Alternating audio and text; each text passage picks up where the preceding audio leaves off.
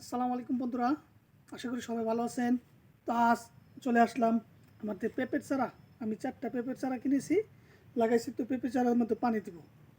তো দেখতে থাকুন। বিসমিল্লাহ।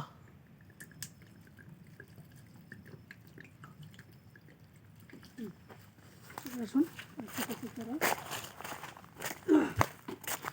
এই যে একটা পেঁপের চারা।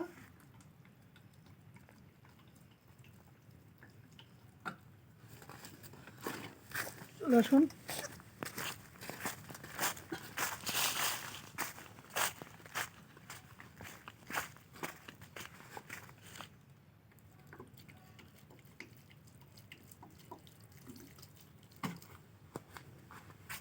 আসুন,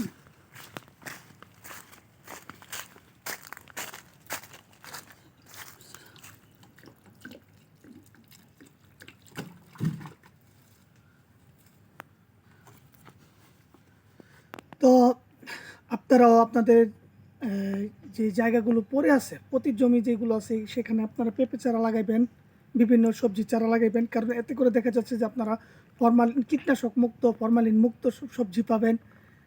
তো আমার মতো যারা এইভাবে পেঁপে চারা লাগাইতে চান, তো তাদেরকে বলবো আপনারা অবশ্যই আপনার যেখানে রৌদ্র পড়ে এবং যেখানে আপনার ঝুঁকিমুক্ত, যেরকম গরু ছাগলের আক্রমণ না করতে পারে, এরকম স্থানে কিন্তু আপনারা পেঁপে চারাগুলো লাগাবেন। এবং মাশাল্লাহ, আমি আসেন দেখাই, আমি আসেন দেখেন, দেখেন পুরো মাশাল্লাহ কত সুন্দর পেঁপে হয়েছে। তো আপনার পিছনে আরেকটা আছে, এই দেখেন, এই দেখেন।